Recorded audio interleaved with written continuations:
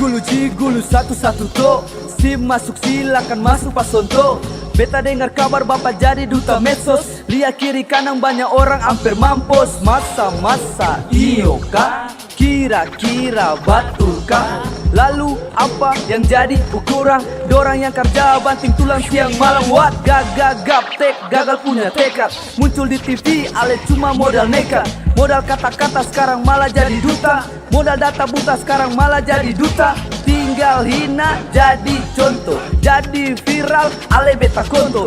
Tagal mau tenar ale datang ke Ambon. Tuker sabarang ujung-ujung minta foto. Yeah. Hari ini ku buka berita terkini. Kekonyolan apa yang ada pada halaman ini. Pembicaraan bodoh, yo masuk Pak Sonto. Pencitraan kamera kini viral dunia nyata. Jangan sembarang kau berbicara. Jaga mulut buka mata, lihat sesuai fakta. Omong kosong show diucap dalam TV.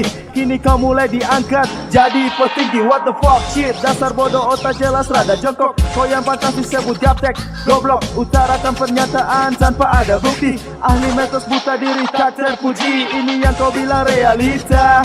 Dapat dari mana info dan berita? Hanya dengan dapat sedikit jawaban kau sudah anggap itu sebuah kesimpulan. Ada banyak orang yang kerja setengah mati, bikin maju Ambon, kerja, kegiatan-kegiatan sosial media. Lalu orang bilang ketemu ini gaptek.